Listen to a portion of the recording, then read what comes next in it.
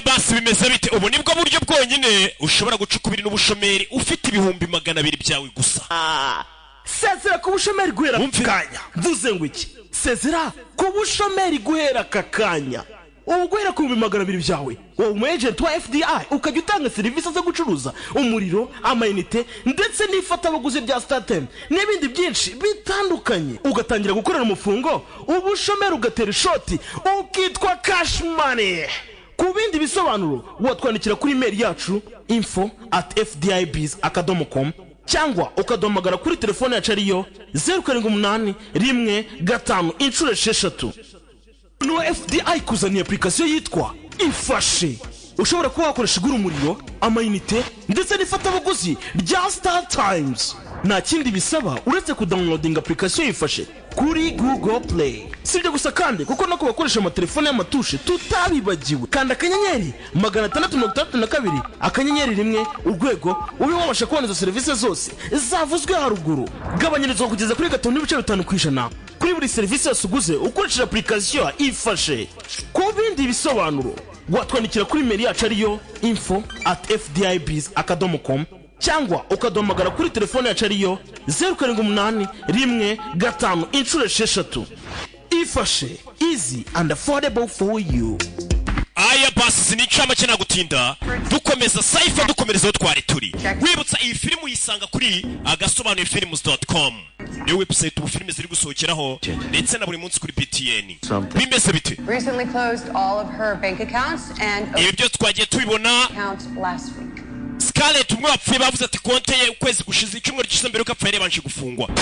Faya umusaza twabonye bavuga ngo bari hafi bakiri icyo bakora ariko bajya gutabara Scarlett byabaye mwabibonye. I've just been feeling kind of lost. Numvaga icyo kimeze nkaho nayobye wa mugore we ndetse Scott nako Kati niko yapfuye. Bimeze bite? Never leave me alone. Uyu yafashe telefone ya Kati wa mugambanya hisha munsi y'intebe. Daddy. Papa ndagukunda. Akana byabaye ngombwa kakiyereka ko agihari.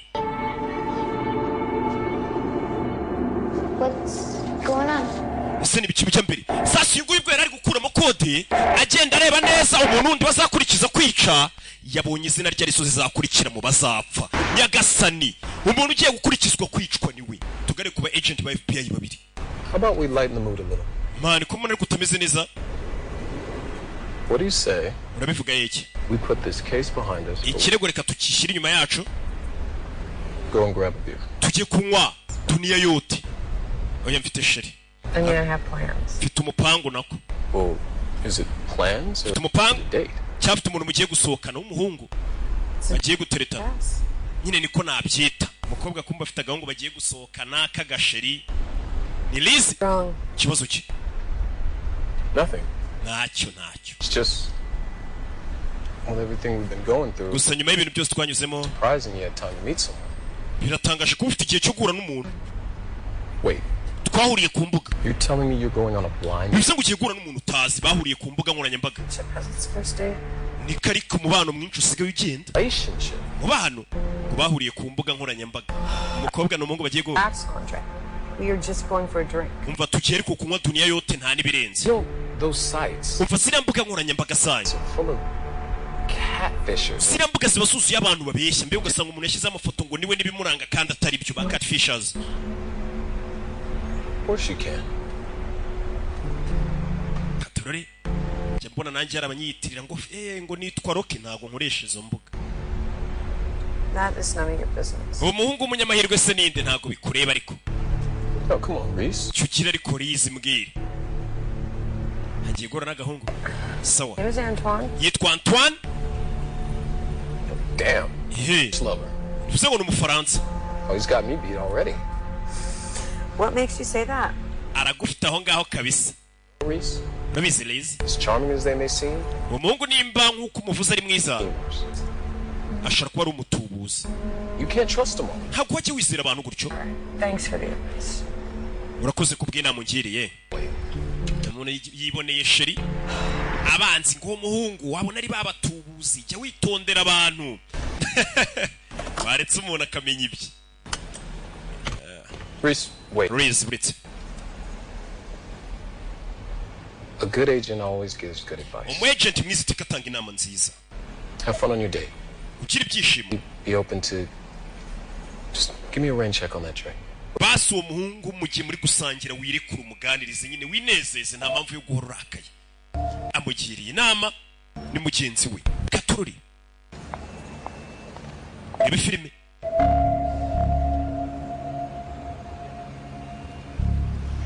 Yo. Yatsi imodoka yerekere. Gatururi. Aya basi. Iyi ni episode ya 5 ndetse tugenda tugana ku musozo wa Saifa. Narakubwiye ngo nta kongera gutinda. Ndetse izi filmu zangu gasobanuye films.com. Gatururi.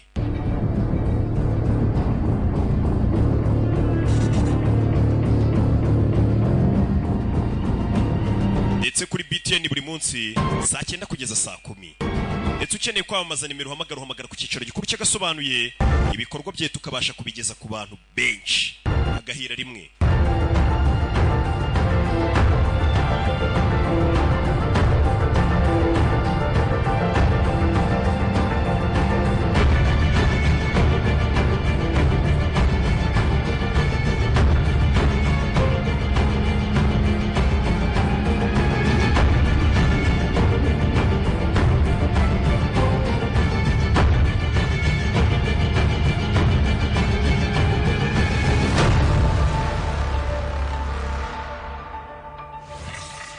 Akorino Gatururi.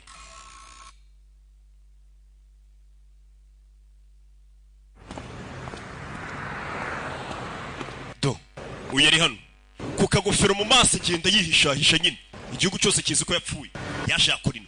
Ikindi kuri list yabonye ko ari uzakurikira mu gupfa. Rebe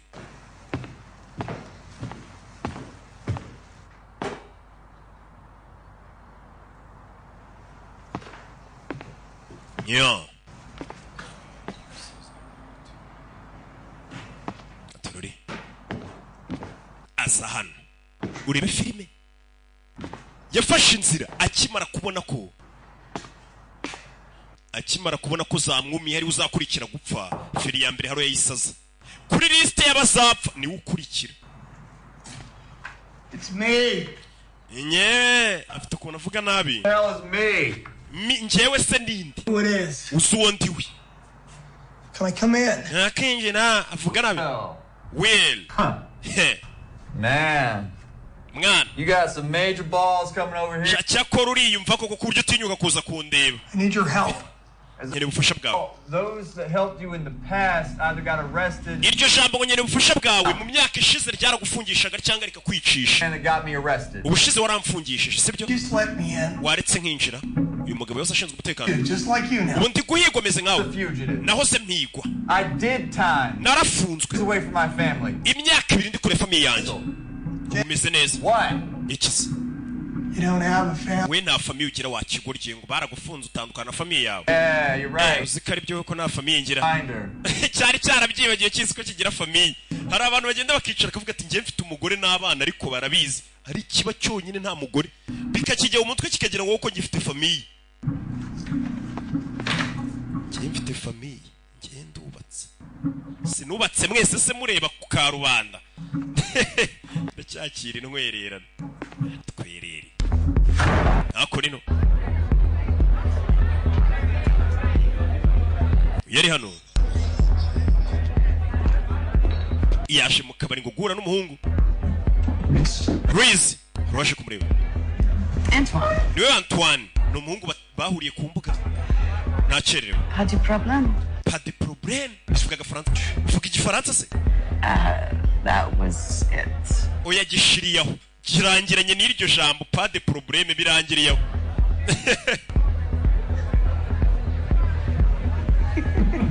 Barasekana. Bimeze bite? Tuvera twigarukira ko no mu mujyi. Mu gicuku. Sasa baramwinjije. You're supposed to be dead. Mane wakagombye kuba warapfuye. Dad. N'ubundi narapfuye. Mpagaze ari. I'm around here anyway. Oh. I'm not here to bust you. Not this time. Kuri inshuro ntago nshano kugufungisha. Never again. Ahubwo uvuga ngo ntuzongera kumfungisha. Menya yarigeze kumufungisha. Cleaning lady canceled on me this week. Last week too. Ndi kwakora amasuku nzinga umukobwa azansura ntiyaza cyumweru gishize. Christmas 3 years ago. You put me on the map. Imyaka 3 ishize kuri Noheli nibwo wakize ukarubanda. A hacker wants for Christmas. Like evil Santa Claus. Can you just Mwana fata dunya yotuceceke. Aramucecekesha. risk coming here so Manishize mukangara tete kuza hano. listening than talking? Byaba byiza unyumvisha kurusha kuvuga. Nkeneye ubufasha. That already. Wabifuze. So why don't you explain to me this whole zombie fiasco? Sobanura ibyo bibazo byawe rero zombie fiasco. Trying to kill me. Bari kugerageza kunyica. Inde? What I'm going to tell you needs to stay a secret. Ibyo ugiye kukubwira bikumara ibanga. Can I trust you? Nakwizera? Yeah, sure, whatever. Wanyizera nyine. Whatever. Wivuga gutyo. Yes. Yego wanyizera ninywera tunyeyo. Tell my friends that I helped a federal agent. Urumva najya kubwira inshuti zanjye zabaka ngo nafashije umu agent wahoze wa FBI. This is big. Ibi bintu ngiye kukubwira birahambaye cyane. Big. Hey. Arabwira umurara yaje kwitabaza umurara arabona. If you help me, when all this is done, I will help you. Nuramukufasha ibintu byose bikarangira rero ndagufasha kuhasukura. Umve. Angwamo. What do you say? Urabivuga iki? You know, I've hacked the government. Urabizi leta nayihakinze imyaka myinshi. Even your illustrious Ndetse n'iriya FBI yanyu narayihakinze. And you, the only one smart enough to catch me. Niwe munyabwenge wenyine ubashije kumfata. Rero respect you. Ndakubaha mwana kuba waramfashe nari nzi ko ndenze. All right, what am I looking at? This list contains 5. Iyi list y'amazina y'abantu batanu. I need you to find out if Ndagira ngo umenye there's a possible link between them. nimba ari ikintu cyusa bano bantu. Facebook, Uhakinge Facebook zabo, bank accounts. imbuga nkoranyambaga zabo, account zabo zose ubwo za konti. James. Okay. Bakuranyishura 200. Yaramuciye miliyoni 2. Sawa. Kitorori. All right. Na amazina y'abantu bose bamaze gupfa bari muri iriya list. Your name's on here. Ko nawe hariho izina ryawe se? Yego nyine. I know. Ndabizi. Nawe hariho izina rye. Wibuke yibonye muri iriya list ko Part about working in Paris is ikibi cyo gukorera ipari ni planning lunch. igitondo cyose upanga kuza kurya ibya saa sita. You eat lunch. Ibya saa sita ugashida ukubiriye nijoro. Half-time job. Bivuze ngo ukora hafi igice cyo munsi. Like that. Bimeze gutyo. It sounds a whole lot better than my job. Kiye ndumva birenze akazi kanjye ariko. Aren't you an FBI agent? And that's going to be exciting. Hasi arya ntabwo uri umu agent wa FBI. If chasing bad guys around Ya buri munsi mba ntiga abantu babi. you, then Abantu hari ikintu ari ibintu byiza.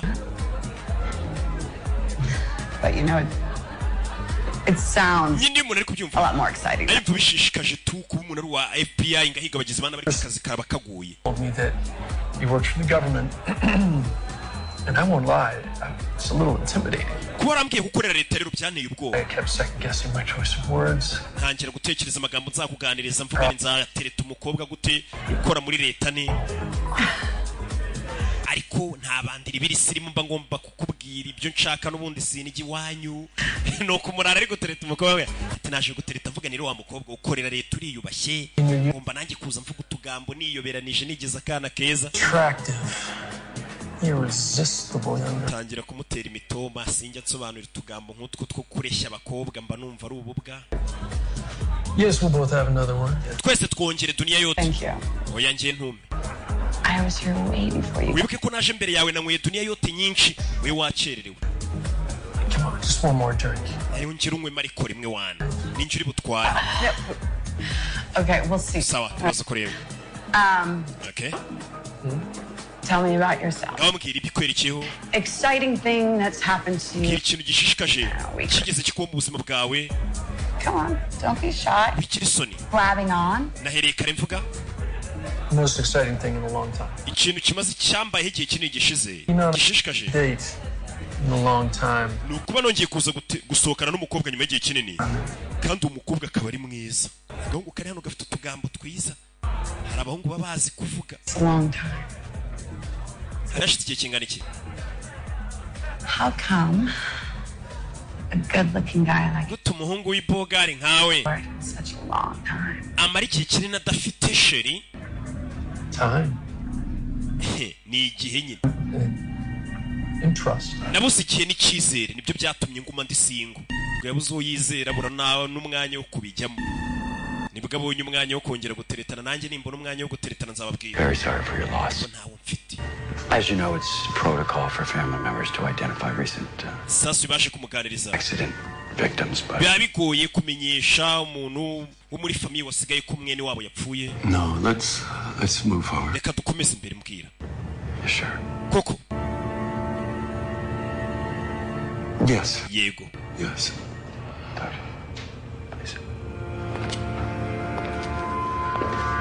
katurori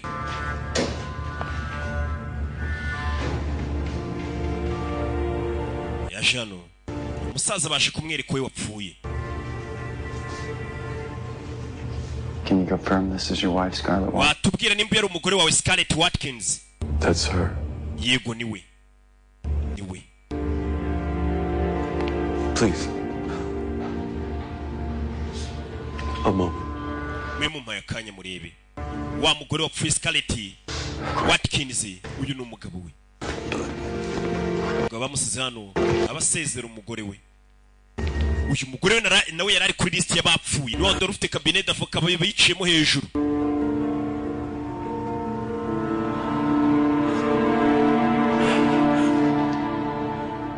yeah. Municipal sweeps, things to keep in mind. There are elements that are going to help us ameliorate, like local law enforcement. You all review your notes. I'll be back. mwese memureba ibyo twabandikiye aho ndagaruka kuri FBI buri mu kazi bose. sasa bwarakeye uyu nguyu yaraye asohokanye n'umuhungu.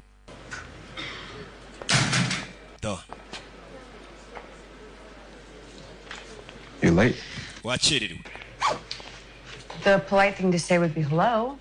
ikintu cya discipline wari kumbwira ni mwaramutse basi cyangwa biti. uraza umbwira ngo nakererewe. iki? Your day, Reese. wewe wari wajyanye na shiri wawe byagenze biti? It was nice. byari sawa pe. numve. He was quite the charmer. rwose yari mwiza nganiriza neza. Into it. noneho wabigezemo neza. numve. Unbelievable. ntabwo nabyizera. Considering the current circumstances, nkurikije gahunda turimo ukuntu imeze. nice to be with someone who's actually interested. byibura nabonye ari byiza kuba nahuye n'umuntu ukunda akazi nkora. nari mbikeneye. yahuye n'umuhungu. Get it. ndabyumva. Robert's. afande Robert Scarlett's. ari kuganiriza umugabo wa Scarlett wapfuye mu minota 20 arabaje. Okay.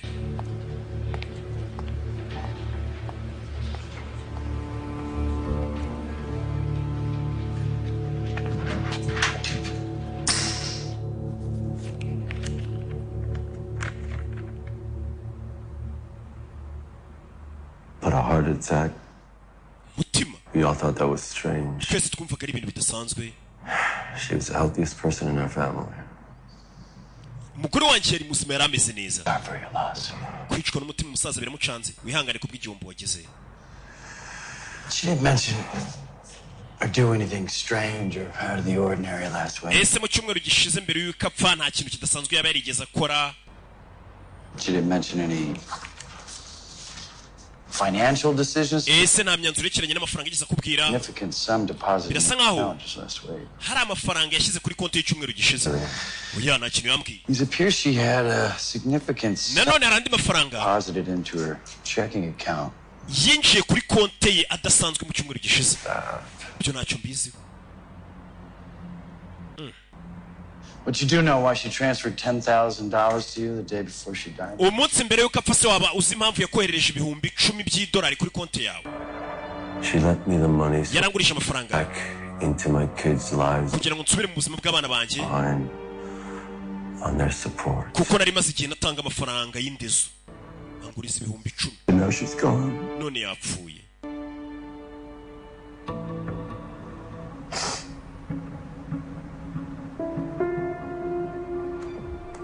yeah.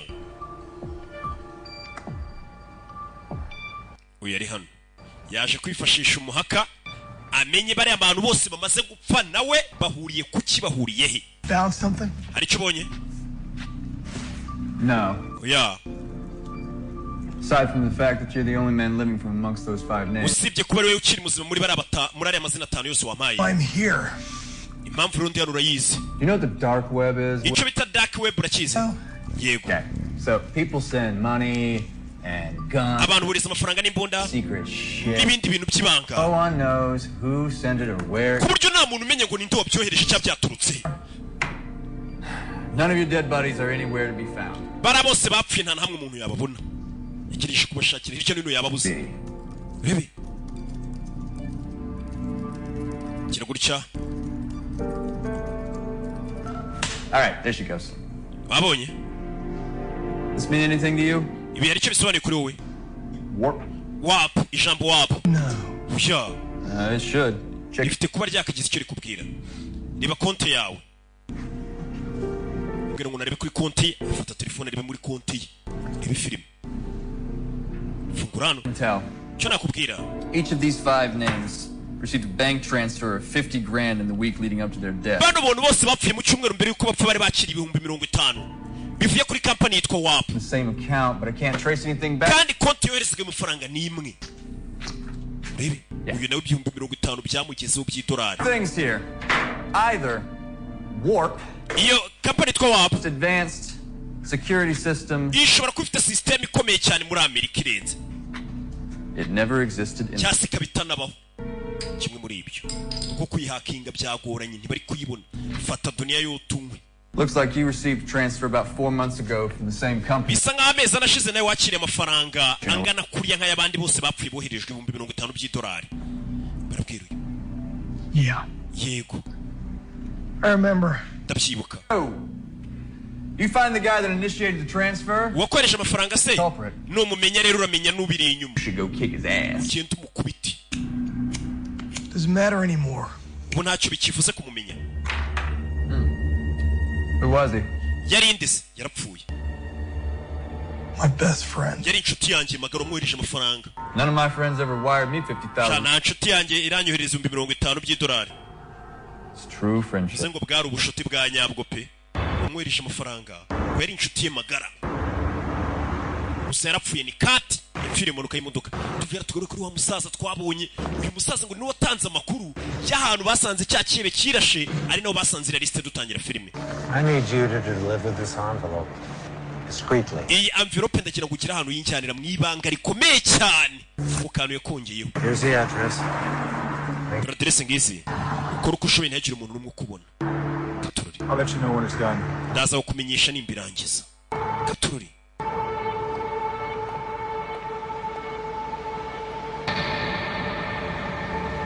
After I left the FBI, my friend Kurt nyuma yo kuvuye muri FBI inshuti yanjye Kurt called me in for a freelance job. Yambagaye gukora akazi ariko nk'umunyakiraka muri company ntazi. They did a $50,000 wire transfer. Ndangije akazi banyohereje 50,000 by'idolari. Regarding payments. Kubyerekeranye no kwishyurwa. You seem to be making quite a fortune. Bisa nkaho amafaranga yo yafite. To renegotiate. Yarugiye kongera kuri amadolari 200 twari twumvikanye unyongeze. Upon completion of the job. Ibyo turabiganiraho nurangiza akazi. What more do you need? Exactly.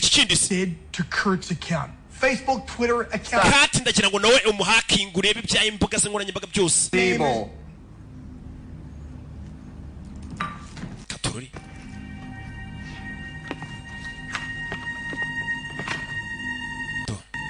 Zano. What's that? Byo ni biki? Gotta go. Je mfite kugenda. Turaza gusubira. Yinjirire. We still don't have any answers on why she died, who wanted her dead. Of course, we've interviewed each one of the victims' families, Jimmy Anderson, John. Twakoze iperereza kuri bari abantu bose bamwe bapfuye avuga amazina yabo. Now, each one of our victims thought they died of a simple-hearted. Bose famille zabo ntago bumvaga ko abantu babo bakwicwa n'umutima. They did not die of natural causes. Niyo mpamvu twabwiye ko batishwe n'urupfu rusanzwe. Series of planned murder. Ahubwo bapfuye urupfu rumaze rwarapanzwe. Based on our intel, and in return we get nothing. Great. Kanya rundi waje. Not at all. Ronnie, come on in. Everybody, please welcome Ronnie. Hi, everyone. Ronnie's done a lot of work overseas, and he's our new crypto analyst. Ugiye kuzano nundi muntu ugiye kujya udufasha gukuramo kode ko amaze kubona urwandiko. Ugiye kubafata yitwa Ronnie. agiye kufasha gukuramo kode cya gipapuro nawe akora mbese akazi nka ka Will Scott. This is the most complex and intricately designed code I've ever. Iyi niyo code ikomeye cyane muri code zose nigeze mbona. To be able to work with your team to. Ndetse nishimiye kuba ngiye gukora n'ikipe yanyu. Quite excited. Birashishikaje pe. Robert told you this was a hit list, right? Robert yakubwiye ko iyi ari list ngira ngo y'umuntu nyine y'abantu bazicwa. Hit list. Which is why time is of the essence. Ni list y'abantu bazicwa niyo mpamvu nkeka ko iki ari ikintu tugomba kwikutisha tugakoresha neza. I'll continue. Rero ndakomeza. I can already tell that the document here contains a few various types of codes. For example, urabona nk'izi code ziri hano appears to be a Caesar shift for certain symbols. Urabona ibi ni ibimenyetso bya Caesar. Hari ibimenyetso bigiye bitandukanye bifite n'amazina agiye atandukanye. Iyi ni inzobere mu byo gukuramo code nayishe kugira ngo irebe ko yavumbura amazina n'amatariki bari abantu bazicirwa. Did say time was of the essence. Ahubwo batwibwiriye ko iki ari ikintu cy'ingenzi cyane. Urumva nimba ari list y'abantu bazicwa ugomba kuvumbura amatariki bazicirwa mbere yuko bicwa. Most code breakers are trained in one or two specialities. You're saying you can't do it. Urashaka kuvuga ko utabishobora se? I'm saying it'll take longer. Ndavuga ko bishobora gutwara igihe. To be mistakes. Kugira ngo twirinde ikosa. Take risk someone's life. Ikosa uri buze gukorera za gutuma hari ubuzima bw'umuntu bubigenderamo. Tell me something useful. Utubwire ibintu bifite akamaro. Partner is trying to say. Icyo umwunganizi wanjye ashaka kuvuga ni. What progress have you made thus far? Ese umaze kugera ku cyo utangiriye akazi Roni? I think I'm making progress on the first few letters on the next line. Hari amaretere n'imirongo ya mbere maze kugenda nkuramo code. Do you have any names? Urakeka hari amazina ufite? Not yet. Ntago amazina ndayabona. Better get on it. Genda uyabone yita nasohoka. Uri urumva ibintu byakorwa byihuse cyane hatagira undi muntu bipfiramo. Riz. Ronnie. Please sit down. Icara. Everybody's a little tense over this case. Abantu bose kino kiri gucyabatesheje umutwe iyo bumva rero kiri kugenda ngo impamvu ubona barakara nkuya kayita yivumbura kagenda yaje kumureba. What the hell was that? Birabyari ibiki ari ivumbuye. Ura mukingasanye imikino. Besides, you can't jump down his throat before he's had a chance to look at them. Nta nubwo arareba kuri list ariko utangiye kumera nk'umufashe mu ishinga. Will Scott's all we got. He cracked the first few lines in what? 2 days?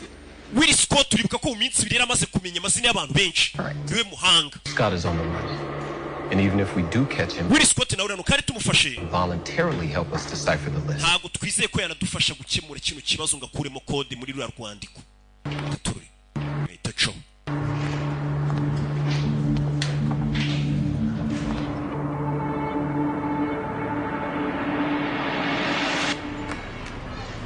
Tuvuye aratwigarukira hano ku ishuri aho umwana ari. Aba FBI bakomeje kumurinda no kumuba hafi cyane ko bamenye ko papa w'umwana akiri muzima. Wenda bishobora gutuma bafata papa w'umwana bari ku ishuri nawe bamuriho.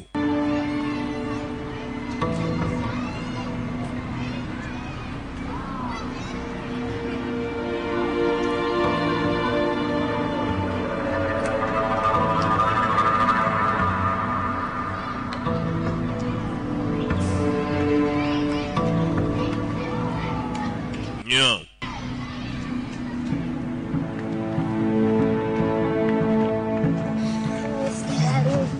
Ajano gusuhuza muzehe. Ari gukumbuye nanjye mwana we. Afite ukuntu yibeta akaza agasuhuza papa we mu ibanga rikomeye cyane. What's the matter? Kibazo ki? Ntugire ikibazo. Daddy, the police are looking. Papa, polisi ziri kuguhiga. Yeah. Did you do something bad? Ese hari ikintu kibi wakoze?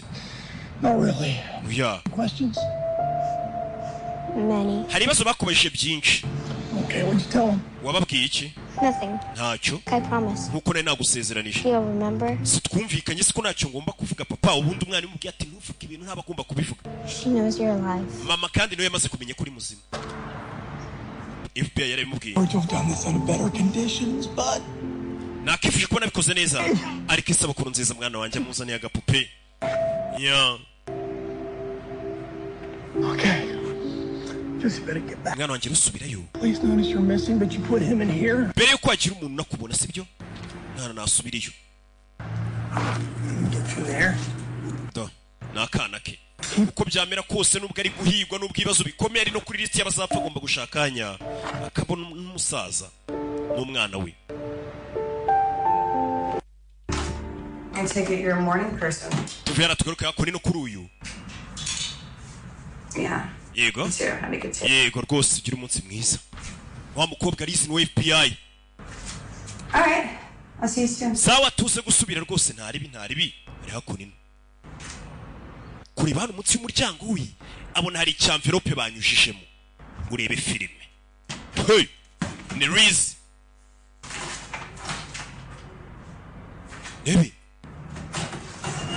ukingura nebe n'indonyushemo envelope munsi y'umuryango ni Riz ntawabona katorori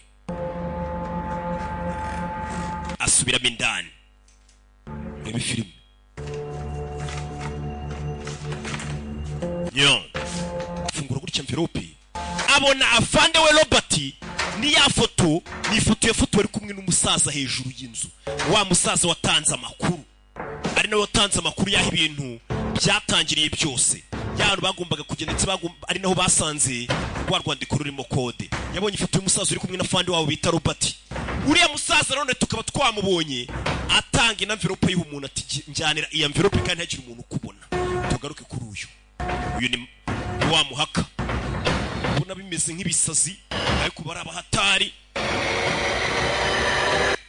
na dunia yote iruhande akomeza guhakinga yige kuri bari abantu babwenga hakinge cyane cyane umuntu bita kati ni wa wundi wapfira impanuka y'imodoka uye kuri telefone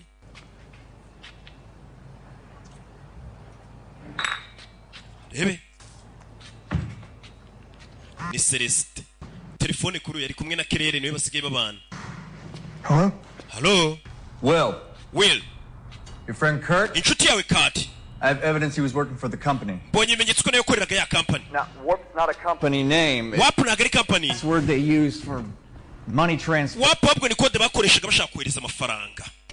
Yugasani. Warp ntabwo ari company. Using it to crack Kurt's account. Nagerageje kwinjira muri konti ya Kurt.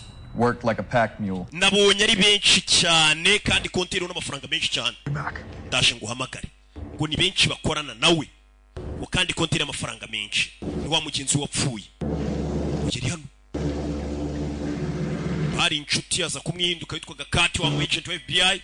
Sasa yaza hano. Gusa ubwenge ijambo Warp ntago ari company ni password. Yahise atsimbura ya telefone yahishe munsi y'intebe. Uyu mukobwa bana ntayazi ni telefone ya Kurt. Yandikamo rya jambo Warp ngo ni nka password bakoresha buriza amafaranga. Telefone y'umugizi wa nabi wari umugambanyi tuningira funguka. Yawuse ari n'inshuti ye. Uri bifilime ahita ajya muri nimero zamuhamagaye kureba yahamagaye na nimero imwe ya nimero banavuganye bwa nyuma ahita yihamagara yumva uwo muntu wakoranaga na Kurt ninde wamugambaniye. Telefone yahamagaye dore ngira sonera mu nzu arimo Nyagasani. Hey! Bifuza ngo uyu mukobwa rero umugambanyi yakoranaga na Kurt baraziranye. Yamagaye nimero yavuganye bwa nyuma na Kurt asanga ni umukobwa Nyagasani. Umukobwa babanaga mu nzu yarazi ngo ni uri kumufasha ngo na papa yabipfiriyemo nimero yaciyemo ni umukobwa. Hey! Uyikangamo nta muntu wo kwizera. Na nimero yari yarayisevinze ko ari Kurt. Dore ukuntu barebana. Do bose batangira kureba imbunda. Ngo nukwitangurana. Do urebe. Hey! Bose twase bagiye gutanguranwa imbunda rero nk'ibisanzwe. Utazacikwa na episode y'ubutaka umunsi w'ejo. Tuzasomanukirwa. Waba warihebye cyangwa baraguciye intege wumva ko ubwo burwayi ufite nta kizere. Gana ivuriro Benson Life Center ryujuje ubuziranenge rigufitiye imiti yizewe kandi yagiye ifasha benshi. Dufite umuti witwa Ishema ufasha abagabo benshi bacika intege mu gihe cyo gutera akabariro. Ku bagore twabazaniye umuti witwa Igisubizo cy'umunyarwandakazi. Ni produit ifasha abagore batagira ubushake ububobere ndetse n'amavangingo mu gikorwa cy'amabanga y'abashakanye. Tunafite imiti ifasha abantu bahuye n'ikibazo cyo kwikinisha, imiti ivura amibe ikanavanamo igikono cyayo. Tunavura abantu bafite ibibazo by'imitsi, amagufa, uruhu n'ubuhumekero n'izindi ndwara nyinshi. Ku bindi bisobanuro ivuriro Benson Life Center wadusanga mu Gatenga ku muhanda uzamuka uteganye no kwisonga cyangwa se ukaduhamagara kuri nimero zikurikira 0788 64 38 Indi nyama nk'umushibagirwa ibindi byo gukanda guhera none. Fata telefoni yawe ukande akanyenyeri 662 akanyenyeri 1 urwego ubone ibitangaza. Aho ushobora kugura umuriro, amayinite, ifatabuguzi rya Star Times ukagabanyirizwa buri ukuguze. Kanda akanyenyeri 662 akanyenyeri 1 urwego uranshimira nyuma. Ifashe easy and affordable for you.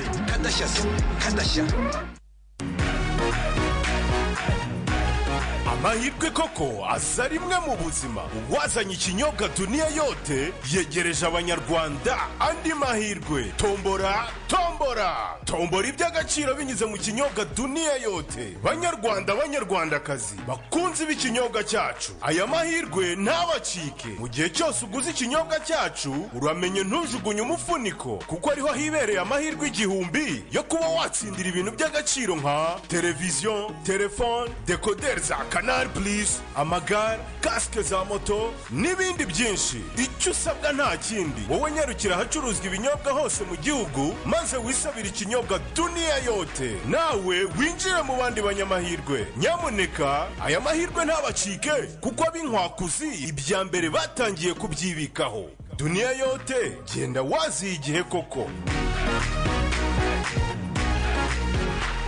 sanzwe mu mujyi wa Kigali, kuko kuri ubu aho wakirira inshuti mugasangira mwisanzuye hafunguye imiryango. Ariko kandi ni ngombwa ngo nawe ubwawe wifate neza, usohokera ahantu hagezweho muri Kigali habereye ijisho, aho witegeye ibikorerwa mu murwa mukuru w'u Rwanda. Mwabamenye nka Gift Supermarket kwa Rubangura, ubu noneho hagezweho Gift Restaurant, aho serivisi baziho kuvira izina warimenya zigenda zihinduka, zaguka kandi zinarushaho kunogera abahagana. Yaba ari breakfast, lunch, pizza, coffee, juice cocktails ndetse n'agasembuye, byose ni standard. Dusange mu mujyi rwagati mu nyubako ya Kigali City Tower, hariranga kuko hari terrace irahirengeye mu mitako ibereye ijisho. Duhamagare kuri 0788 tugukorere home delivery cyangwa booking. Umumama mwiza sirimutse umubwirwa n'iki?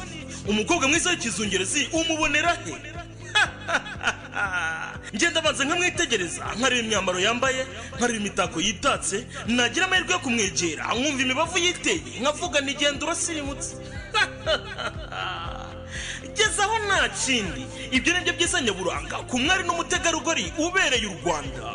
Ikibazo kigasigara ari nihe nakuri ibyo byiza byizewe nanjye. Igisubizo kikaza ari kimwe gusa: Dress Cycle utwegere tukwambike utandukane n'abandi aho uciye hose bakwirahire. Tubarizwa mu mujyi wa Kigali mu nyubako ya Chic mu marembo yegeranye na MTN muri floor ya mbere mu muryango E046A. Duhamagare kuri nimero yacu ariyo 078 146 958 cyangwa se 078 969 424. Dress Cycle, we make you look different.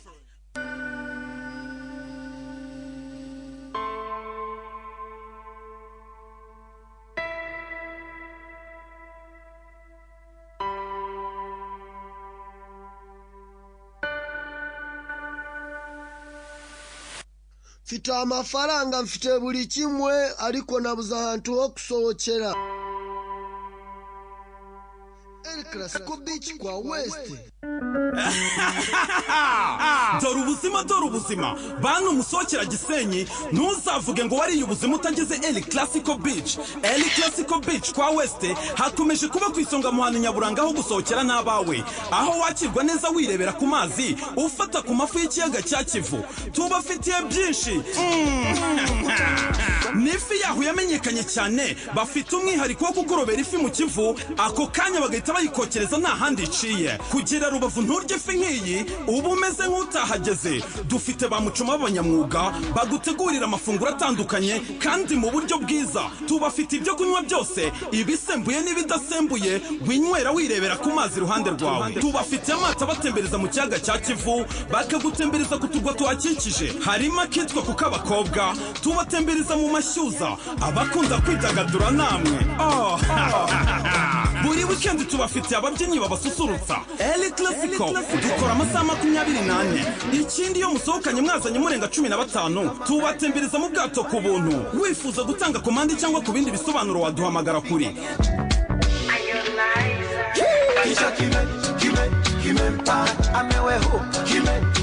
ikaze El Clasico Beach kwa West. Sani pesa tiki tiki.